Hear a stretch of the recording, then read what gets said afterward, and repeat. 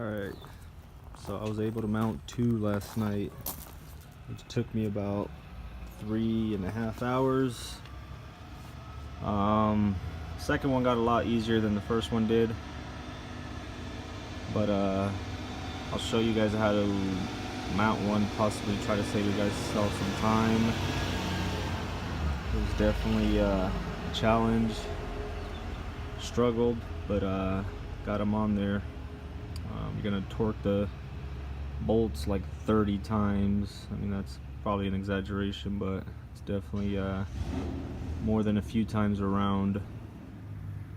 They're not on there solidly yet. I gotta take them to get balanced. I did leave my spacers on the front, which are 1.5 inches. Should look real nice, but I don't know if I want to run them that way due to the fact that I'm gonna have some crappy fuel mileage. The rear is not spaced. These wheels are -38 offset, and they do pop out, but I like how they pop out with that 1.5 inch spacer. That's the rear there. Front, you could definitely tell it's popped out a lot more. So 3 more to go. I think I should get them done today. Take them out to get balanced tomorrow and roll with it. I will show you how to mount one at least. If anybody's really interested, it might take a while, but I'll show you guys. Alright guys, so some essential tools you might need for this job are going to include a 8mm Allen head socket.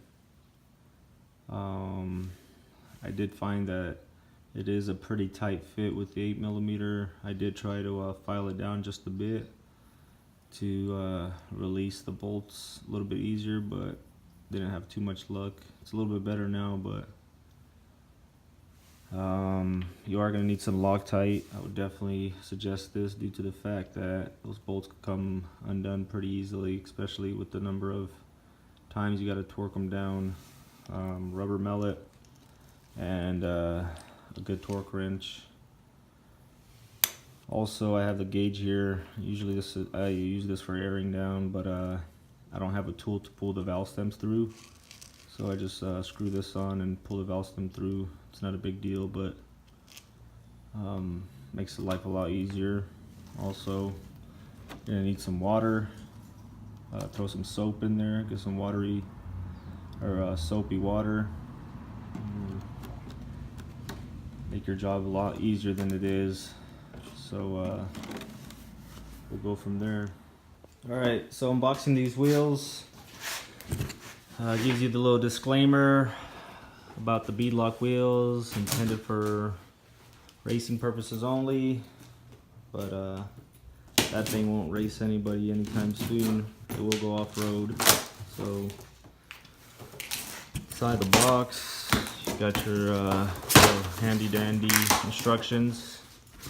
Let me put those in a safe place. And you got the wheels. The only disappointment I had with these wheels, they didn't send me any cool stickers with them. Other than that, the wheels are badass. Can't knock them on that, that's for sure. Let's get them unboxed up. Alright guys, so this is the bead lock here. Got that off, took the 4 bolts off. Alright. You got your wheel here. Definitely suggest using a 5-gallon bucket if you have one. It's definitely going to save some hassle for you for sure. Then these are the bad boys going on these wheels here. I got the Goodyear Wrangler KM2s, 37 inches.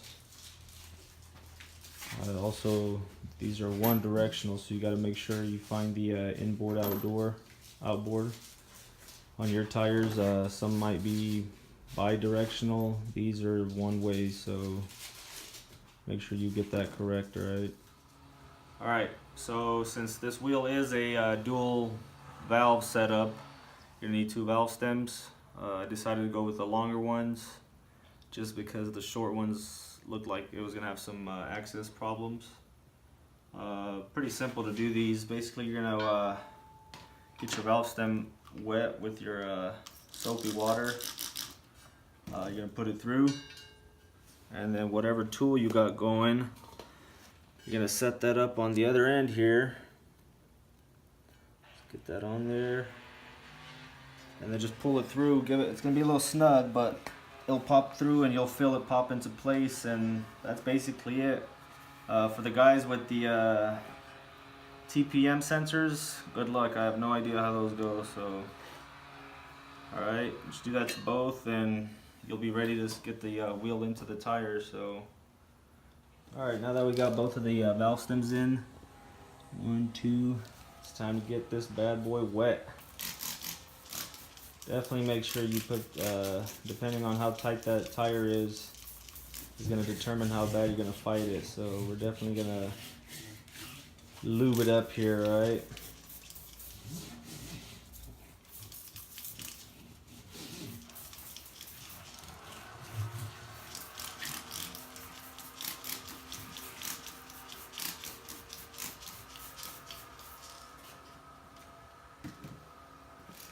I would also do the wheel, just soak it down a little bit.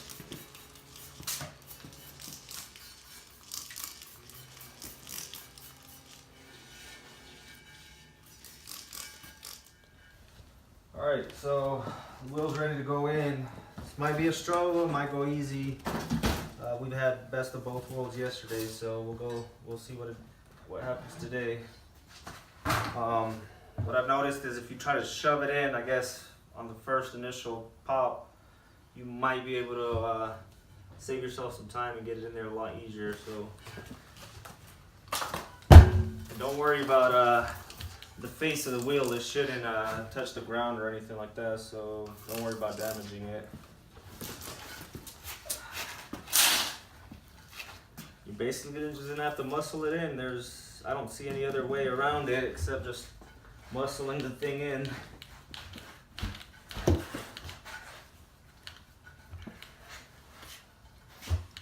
You might even have to pull it back out and attempt another try. I mean, it's just the way it goes.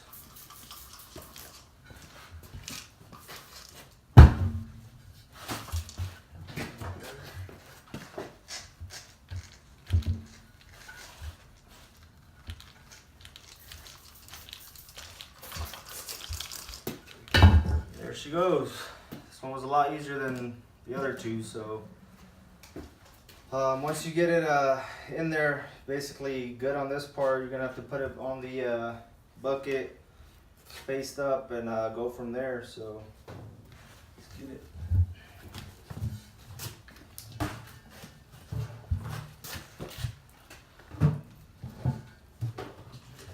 This part could definitely be a little tricky just due to the fact that the tire just doesn't sit right in the lip itself. So this is the part you're definitely going to need to muscle in for sure. This one doesn't look like it's going to be too much of a pain, but I can definitely show you guys what I'm talking about here.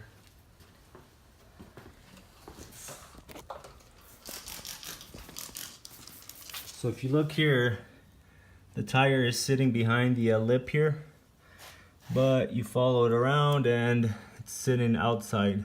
So you definitely don't want to mount the face on top of this kind of setup. You're definitely gonna have to get everything looking like this. I mean, obviously there's not gonna be this much of a gap, but you definitely want the whole tire behind this lip. All right. So what I've found was a little bit easier for us. Basically, we just start on one end and just start beating it with the mallet. Usually it goes pretty smoothly, but you're gonna have to muscle a couple of them in.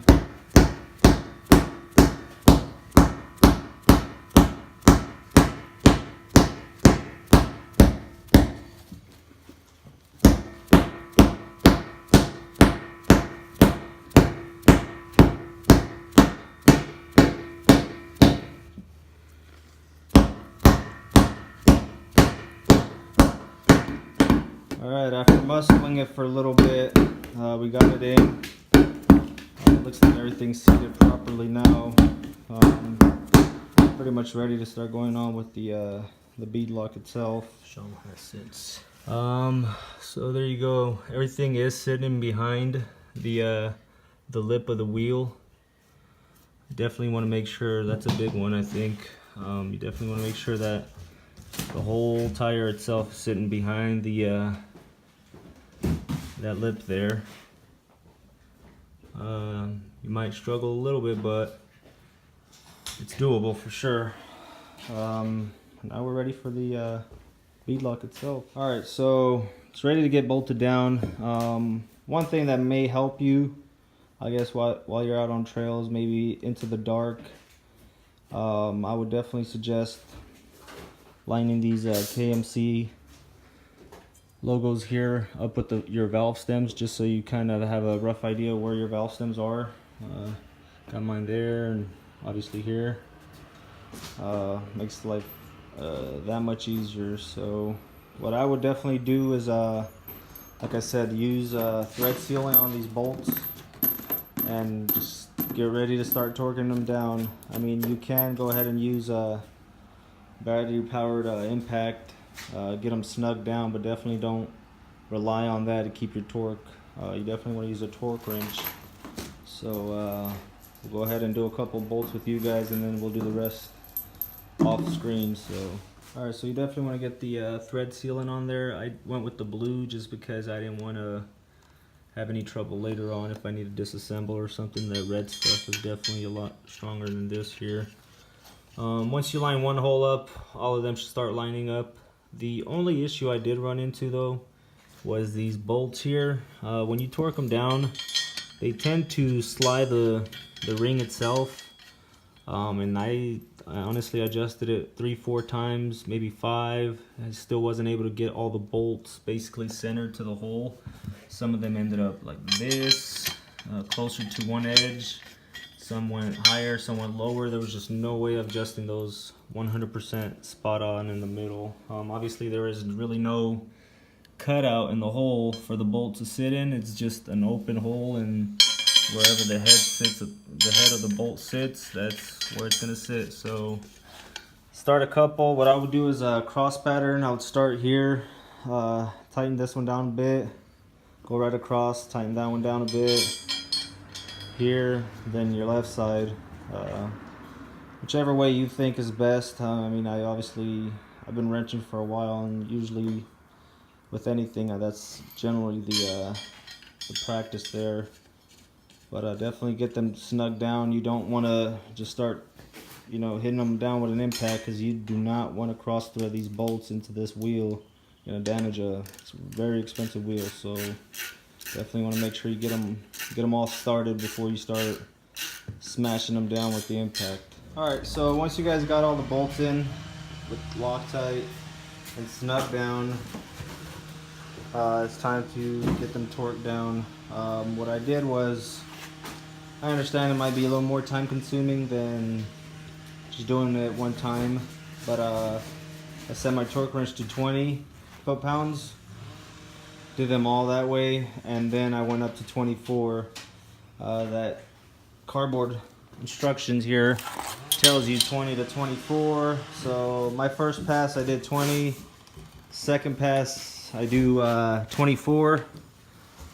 Just want to be sure, because you never want to have a bolt come undone and then you got to find them and replace them. You cause some damage, so definitely want to take pride in that for sure. Alright guys, while torquing these, I did forget to mention one highly important rule. Actually, it's a must. You need a minimum of at least of a 12 pack. I got the light gear tonight just due to the fact that it's a school night. We work tomorrow. But man, you cannot finish this job without at least a 12 pack at minimum. Make sure you do about 6 each. Don't do the whole 12 pack yourself, because then you might start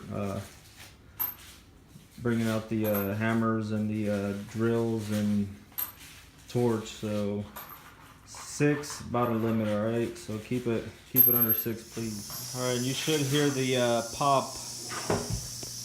Let me try to show you guys if it happens while it's on camera, but you will see it start getting a little closer, and then you're just gonna hear a pop, and it should definitely seat all the way around any minute now.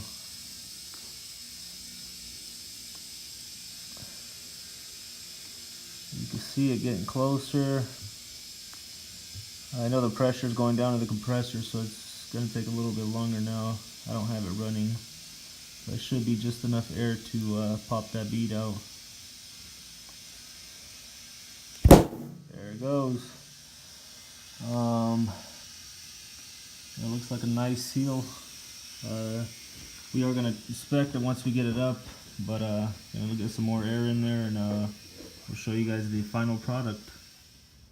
Alright guys, so this is the finished product. Got the 37s on with the KMC wheels. Love the look of it for sure.